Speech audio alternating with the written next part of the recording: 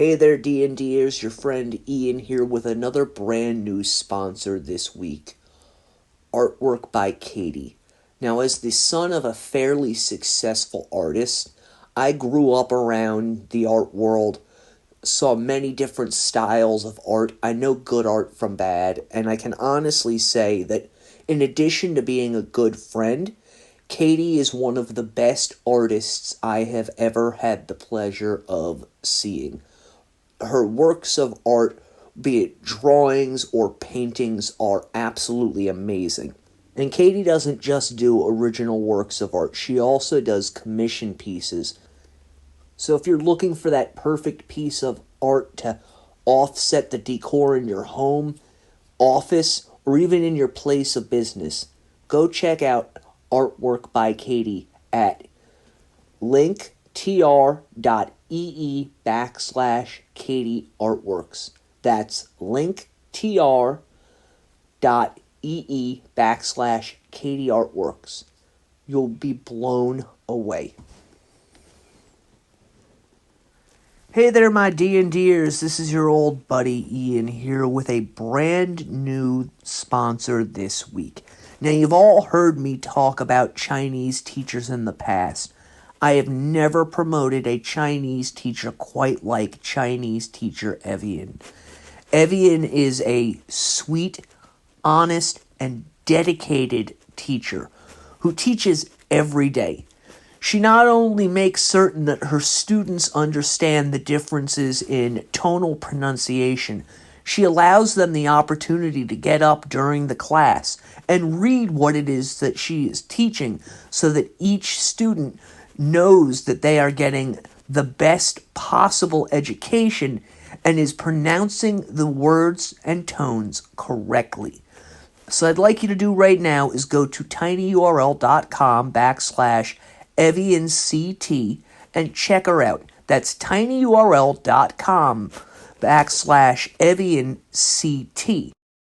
She makes learning this beautiful and wonderful language a lot of fun. And remember, Mandarin Chinese is the fastest growing language in the international job market today. This is the language that you want to learn if you don't want to work that boring 9-to-5 job, but you want to get a foothold in a company that has an international presence. They're all looking for Mandarin speakers. So let Evian be the one to introduce you to this language. You won't be disappointed. Hello and welcome to the Deathcast. I am your host, author, and journalist Ian Tott, and I'd like to thank you for joining me as we prepare to take our second look at Gary Heidich. Before we get into it, as always, I have the normal show notes. If you'd like to follow the show on social media, just search for the Deathcast, Deathcast Official, or Deathcast True Crime. If you'd like to help the show out, there's a couple of ways you can do this. First and foremost, you can go to your favorite podcast app, leave a 5-star review, and follow the show. Secondly, you can go to tinyurl.com/DCast Patreon, where for as little as $1.99 a month, you can get access to early ad-free shows as well as exclusive content, just like my friends Channel Anthony, Debbie, Samantha, and Robert have done. Alright, now that that's all out of the way, find yourself a nice comfy chair, kick back and relax. I've got my coffee. I've got my cigarettes.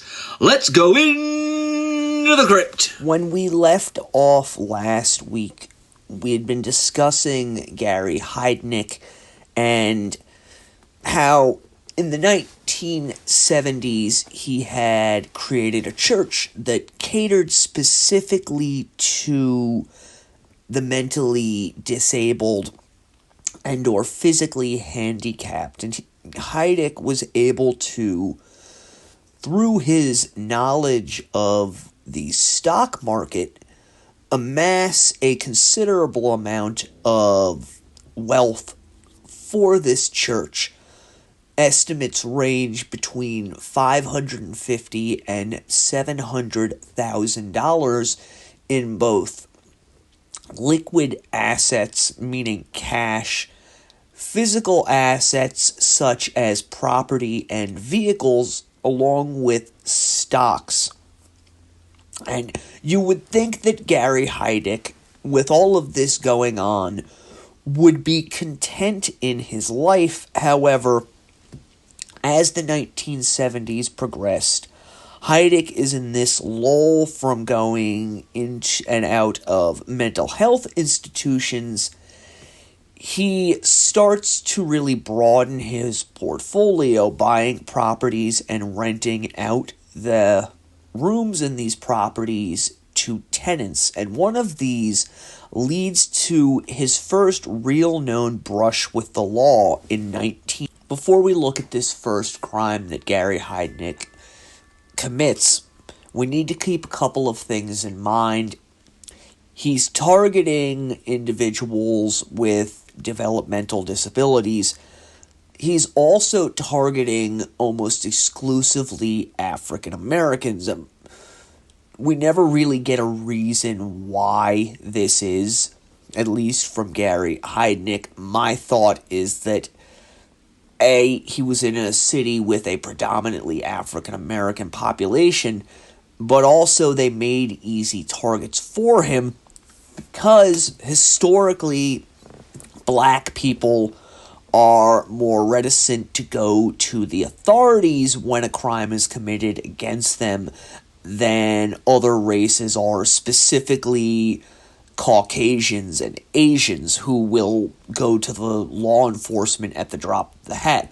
African Americans, again, historically, and with very good reason, oftentimes shy away from reporting things to the police because of the distrust that exists within their community. At some point in January of 1976, Gary Heidnik owned a 3-story building in a rougher section of West Philadelphia on Cedar Avenue, and he was renting one of the apartments inside of this building to the girlfriend of a man named Robert Rogers.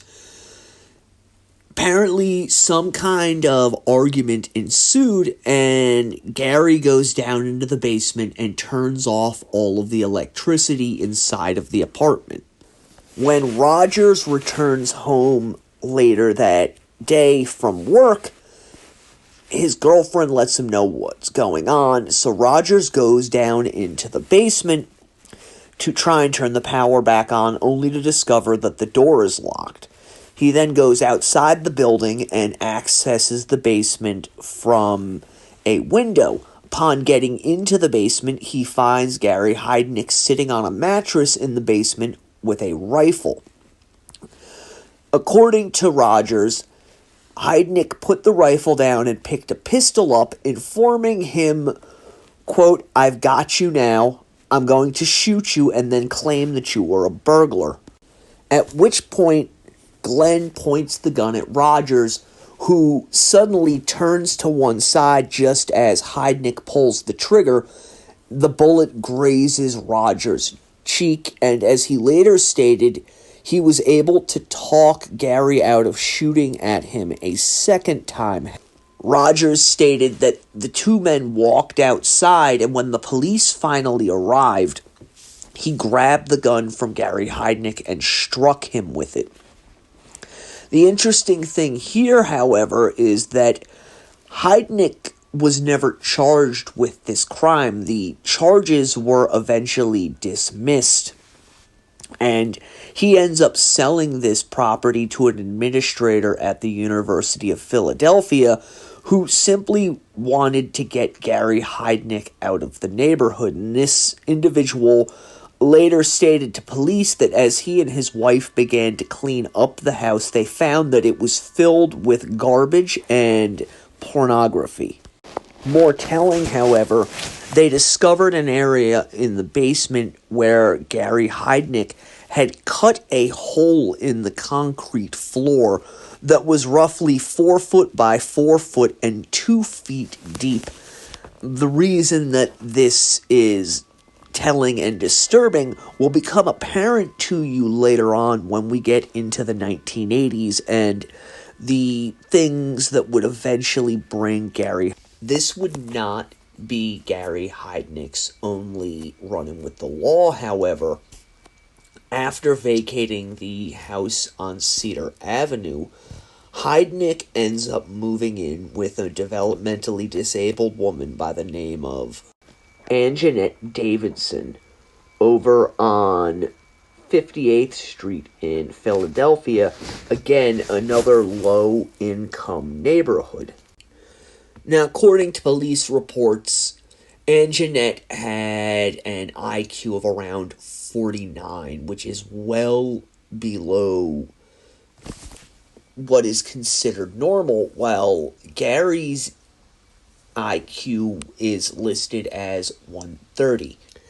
At some point during 1977, Anjanette becomes pregnant with Gary Heidnick's child, and because of his background as a medic as well as his registered nurse's certificate, Heidnick decides that Anjanette is not going to see doctors. He is going to take care of her at the house on his own and help her deliver this baby. Now, Anjanette has two sisters, one who is an older sister and another who is going to come into this story not long after this point in time. The older sister, concerned for her sister's well-being, shows up at the apartment that Anjanette shares with Heidnick with a police escort in tow, and they find Anjanette in the house, rail thin and heavily pregnant, and with this police escort, they remove Anjanette from the apartment where she is taken to see doctors, and it's discovered that she has a tumor inside of her fallopian tubes that will not allow her to give birth normally. In March of 1978, Anjanette gives birth via cesarean section. Now remember, I said she was rail thin when the older sister arrived. During the course of her pregnancy, due to Heidnick's control, Anjanette had only put on an estimated 5 pounds, and because of this, and the fact that she has a mental handicap, the state very quickly steps in and lays claim to this child, placing it in foster care, and thus out of the reach of both its father and mother. And this was very, very common during this period in time. In fact, there were laws on the books dating back decades which not only forbade individuals with developmental disabilities from having children, but also from marrying one another, as unfortunately, the way our society looked at things, it was felt that if two individuals with developmental disabilities were to marry and have children, they would quote-unquote pollute the bloodline. If you don't know what I'm talking about, eugenics was a movement that started in the latter half of the 1900s and really gained a foothold in America around the time of the 19-teens. There's a man by the name of Ira Black who wrote a fascinating and heartbreaking book called War Against the Weak, America's Secret History of Eugenics, where he outlines the eugenics program that was in operation within this country for decades. And this program is the reason why there was no interracial marriages allowed in the majority of the United States, why people that lived in the Appalachian Mountains were forcibly institutionalized and made sterile, and why individuals that had developmental disabilities were not allowed to procreate. Yeah, it's a bit of a side tangent, but it's a very fascinating and disturbing look at the history of not only this country, but the entire world, as Adolf Hitler took a lot of his ideology on the Jewish population directly from America's eugenics program. And this eugenics program, as abhorrent as it was and is, had a lot of major names backing it. The biggest and most well-known, Margaret Sanger, the creator of Planned Parenthood. Everybody, they do, a public service. Well, all of that came about from a desire of Margaret Sanger and her cronies to, again, keep the bloodline clean and keep those that they did not want to reproduce from having children, as Sanger and many like her looked at not only mental handicaps, but also the fact that someone was poor or came from a disadvantaged lifestyle as being a genetic disability and something that they never would get out of, and they wanted to curb these people from having children in order to promote only the best bloodlines, i.e. the best producers for society, as they looked at individuals who came from, nothing as being a burden on society. And we still have a lot of this mentality in our society today. It's just been co-opted by the successor of eugenics, which is genetics. However, you guys can look all of that up on your own. The child's taken away, and Jeanette ends up going back to live with Gary Heidnik, and this leads to Heidnik's second run-in with the law. And this one, again, is a foreshadowing of things that are to come. And I want to warn people, this is a pretty graphic accounting of what takes place. On May 7th, 1978, Heidnik and Ann Jeanette drove to a place called Selinsgrove, which is near the state capital in Harrisburg, where Ann Jeanette's youngest sister was institutionalized. This sister, named Alberta, was also mentally handicapped with an IQ estimated at being 30. Alberta was able to feed and clothe herself, although she was unable to read, write, or distinguish between different amounts of currency. At this point in time, she's 35 years old and had been at Selinsgrove since she was 14. As the two sisters talked happily together, Heidnik filled out a short-term pass to take Alberta from the property, informing the institution that he would have her back by the next morning. However, Alberta never returns to the institution. Things get a little murky here and kind of paint the picture of just how bad individuals who had handicaps were treated in this country for so many decades.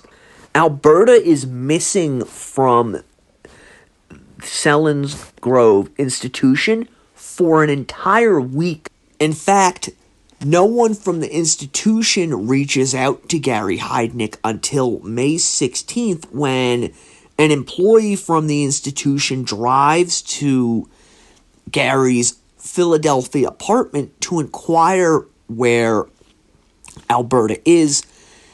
Gary meets the woman at the door and invites her inside, showing the woman that Alberta is not there. When the woman inquires as to where Alberta is, Heidnik informs her that he had put Alberta, remember she has an IQ of 30, on a bus and sent her back to Selinsgrove. The woman leaves feeling uneasy, and the next day decides to return to Heidnik's apartment. This time, however, she comes back with a police escort. Again, Heidnik insists that Alberta's not there. However, the woman isn't buying his story, and they decide to search the entire building. And they eventually find Alberta locked in a storage room in the basement. According to the police report, when Alberta saw the woman from the institution, she ran up to her and hugged her as tightly as she could. The woman informed Alberta that they were going home. Gary attempts to interject himself, informing Alberta that if she leaves with this woman, she will never see her sister again.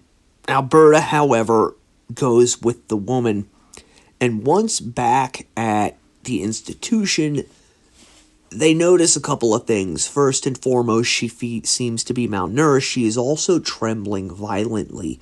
So they conduct a thorough physical examination. They discover tears in her vagina indicating that she had had sexual intercourse.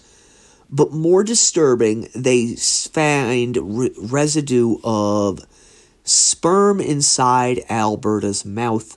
But she also is infected with gonorrhea of the throat. Obviously, the indication is she had oral sex with an individual who had gonorrhea and he had infected her. Now the police are coming back to Gary Heidnik. They find out that he does not have gonorrhea. It's important to note, however, that even in 1978, medication for gonorrhea was advanced enough that if you went to a doctor, they would give you medication that would clear it up fairly quickly. This leads to the question, however, did Gary Heidnik alone have sexual intercourse with Alberta, or were there other individuals involved? I bring this up because, as you're going to see again, once we get into the 80s, Heidnik has a tendency to share these developmentally disabled women that he is in sexual relationships with other men, most of whom are also developmentally disabled. In this case, however, Heidnik ends up being charged with rape, false imprisonment, along with a slew of other crimes. Gary ends up pleading not guilty, with his defense pointing out the fact that Gary does not have gonorrhea. However, this is not going to stop the state of Pennsylvania from pursuing charges against Gary Heidnik.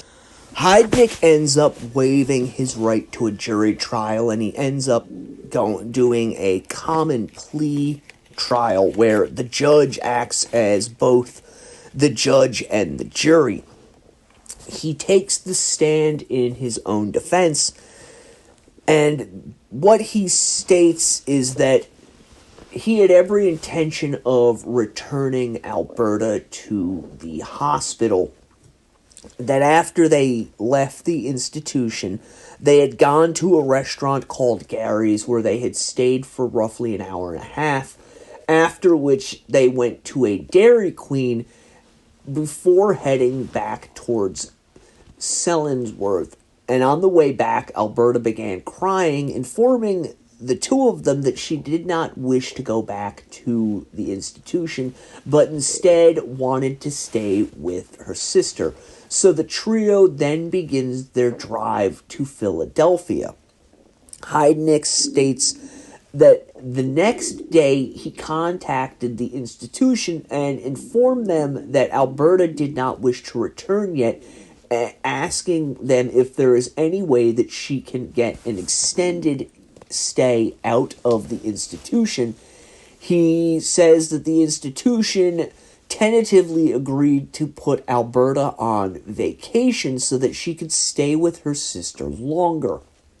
However, he further goes on to say that the next day he leaves for work, and when he comes back, he finds both women hysterically in tears, and when he presses them as to what has happened, he learns that Sellingsworth had contacted them and informed them that Alberta's request for a vacation was denied and that she needed to be returned immediately. Instead of doing this, Heidnik claims that the trio then went shopping, at which point he bought Alberta 2 dresses, a purse, and a wig with which to hopefully disguise her. He further says that he believed he was helping Alberta as he spent many hours each day teaching her to read, write, as well as handle money, and that any sexual encounters that they may have had were completely consensual. He states that he did, in fact, hide her, but it was his belief he was helping her.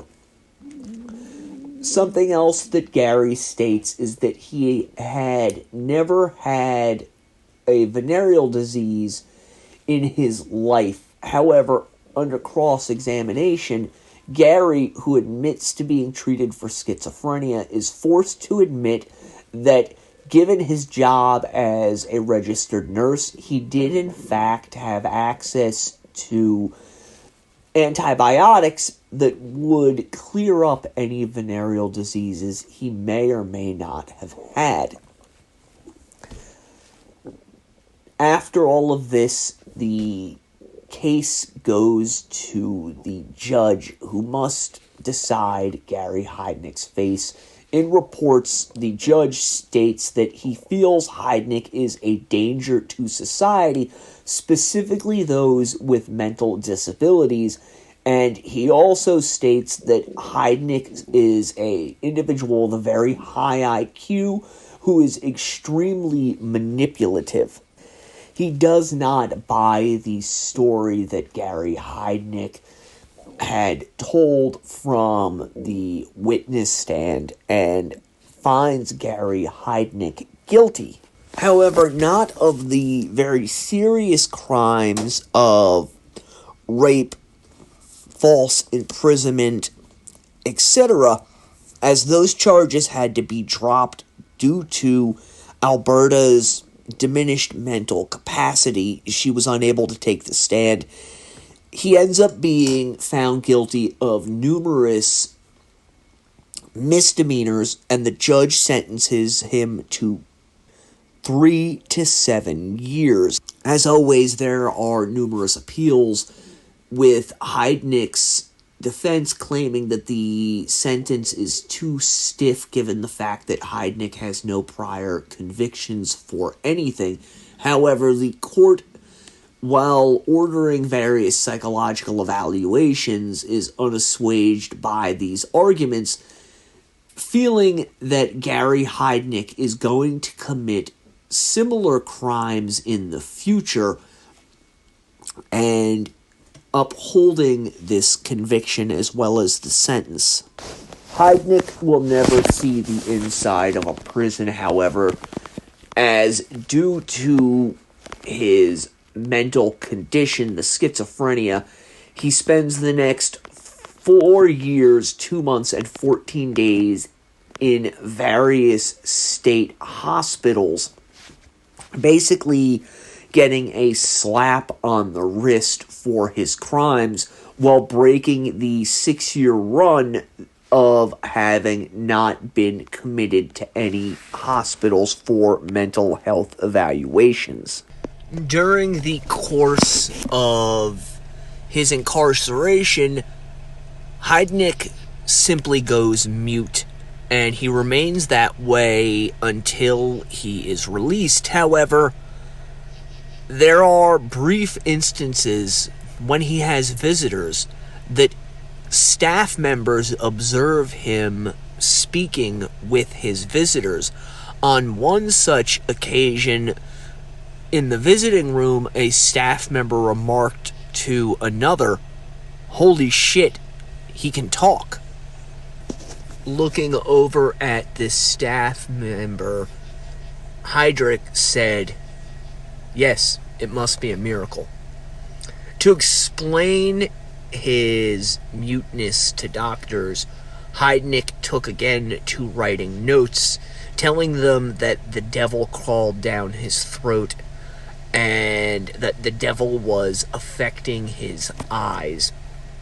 Basically, it's pretty apparent he is scamming at this point, trying to get sympathy and throwing a temper tantrum in his own way because Gary got in trouble for doing things to others that he should not. Heidnik was up for parole at least 3 times during the course of his incarceration, being denied each time. However, this changes on March 24th, 1983, when he is approved for parole, provided that he check himself in to the outpatient program at the Coatesville VA Hospital. Basically, what this means is that Gary will have to check in and go through what they call in those types of programs as a day program. That could be multiple times a week or simply coming in once a week to either speak one-on-one with a mental health professional or in a group setting. On April 12th, 1983, Gary Heidnik is officially released on parole, again with the provision that he attend the mental health program at the Coatesville VA Hospital, which he is instructed to continue for the next 3 years. Now, we've already discussed some of Gary Heidnik's sexual relationships, and sex is something that is extremely important to Gary, as it is to many people. Gary, however, he does not see sex as the next step in a relationship or as part of expressing to his partner how he feels about them. For him, it is all about his own personal gratification. And while he'd had numerous sexual partners over the years, after getting out of prison at the age of 40, he has a string of partners, one being a white woman who ends up becoming involved with another individual by the name of Tony Brown. Now, Brown is going to end up living with Heidnik all the way up until his arrest. He's described as a disheveled, mentally challenged African-American man. And the two of them subsequently go on to share various sexual partners. Now, interesting with this particular situation, this woman, she is in this relationship with Heidnik and Brown at the same time.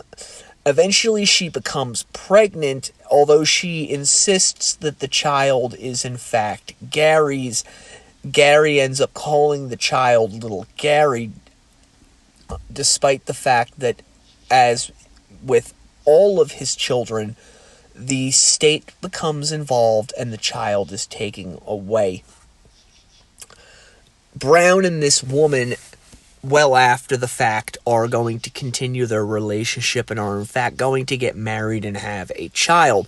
But this woman would not be the only one that Gary would have during this period of time, 1983 until 1986, when he completely changes his modus operandi and really begins to focus on committing some of the most heinous acts ever perpetrated in the city of Philadelphia.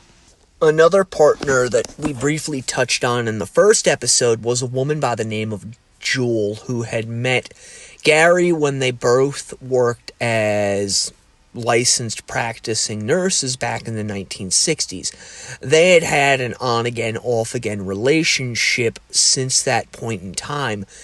When Gary ends up getting out of prison, their relationship becomes almost mechanical. Gary will pick her up on Saturdays. She will come over to the house on Marshall Street, spend the night. The next day, she will attend church services at the Marshall Street house, and then they will all go out to breakfast, after which point Gary will drive her home. This woman has stated that Gary, during the first few years of their on-again, off-again relationship, would constantly tell her what a quote-unquote fine specimen of a woman she was, and that he wanted her to bear him a child. This was not something that Jewel was interested in, however, and Gary eventually ceases talking about having children with her. However, she did state that upon getting out of prison, she noticed that Gary's sexual desires had changed, and in her own words, he had become a lot kinkier. In fact, Gary began fantasizing about having sex with two women at one time, watching two women make love, that type of thing, and he begins acting this out. Something that not all of his partners were okay with. With one liaison informing police later that she always wanted to be first with Gary, as she did not like the idea of him having sex with one woman and then putting his penis inside of her. She said that Gary would have sex with her while the other woman lay in the bed naked next to him. Then Gary would bite this other woman on the chest and begin having sex with her. And when he was finished, he would bite the first girlfriend on the chest.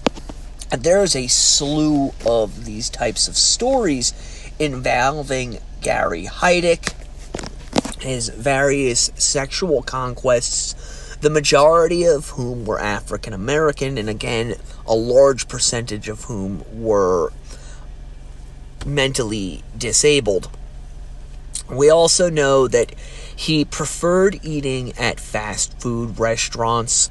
Why this is, it's unknown. It more probably than not could be because it was easily accessible. They're all over the place, and he could claim to these women that, it showed that he cared about them because he was taking them out to eat at a restaurant and paying for their meals. Therefore, they owed it to him to have sex with him. One of these partners was a woman by the name of Sandra Lindsay. And remember her name because she is going to come up a lot, especially in the next episode. She became part of Gary's cadre of women, some of whom lived off and on at the house on Marshall Street. Gary also began looking for a bride, and we've all heard, the jokes of, mail order brides, this, that, the other. Gary Heidick is one of those men who found one. This was a woman by the name of Betty Distro. She was of Filipino descent. She met Heidick through a matrimony bureau, which is a nice way of saying mail order bride company, and they begin a long-term relationship via phone and letter, and eventually Gary convinces Betty to come to the United States. She is much younger than him, and he pressures her into marrying him. And it should be noted that before she left, Betty's parents had pleaded with their daughter not to go, as they did not trust this man who they really knew nothing about. And Gary and Betty end up getting married, having a son together, although the marriage was doomed from the start because Gary became physically and mentally abusive with Betty. He also began demanding that she participate in his various sexual practices, something that she understandably was not okay with. She did not want to share her husband with other women, which led Gary to really marginalize and abuse her more. And she was unaware of all the various things he was involved with when she came to the United States, and Gary forced her really to marry him. It was until the day she came home from shopping and heard noises coming from upstairs in the Marshall Street house. She goes up there, opens the door, and Gary is in there having sex with 3 black prostitutes. Obviously, this leads to a fight. Gary basically lets her know that this is going to continue. She has no say in it, as he slaps her around.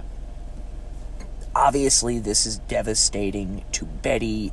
This, dream that she has is now turning into a nightmare. Gary does not care. He continues with this practice, oftentimes forcing his wife to watch, as well as forcing himself on her sexually. Betty ends up becoming pregnant, and eventually she has enough of it.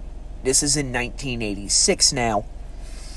Her husband, he's got the church going. He's having sex with all these women. They have no shortage of cash. She reaches out to the Filipino community in Philadelphia, and they help her escape and disappear from Gary. Betty ends up giving birth to a child, and eventually she is going to seek child support from him. However, she is not willing to divorce him, as this is against her religious beliefs. And many commentators have speculated that it may be Betty leaving him that really pushed Gary over the edge into embracing his darkest fantasies. My personal opinion is that it's unfair to put any of the blame on Betty, who was a number of years younger than Gary. I believe she was in her 20s when they began corresponding in 1983. He would have gone the route that he went no matter what had happened. Very possibly he may have forced Betty into the life of sexual slavery that he is about to embark on. Thankfully will never know, as Betty's able to get away. She gives birth to their child and begins taking Gary to court. I believe he ends up having to pay her roughly $250 a month or something to that effect. However, she is really never going to see any of it. We're going to end this week's episode at this point. However, it's now 1986. Gary Heidick is married. His wife has left him for good reasons, and he is really starting to ramp up his various sexual escapades. Until next time, stay morbid.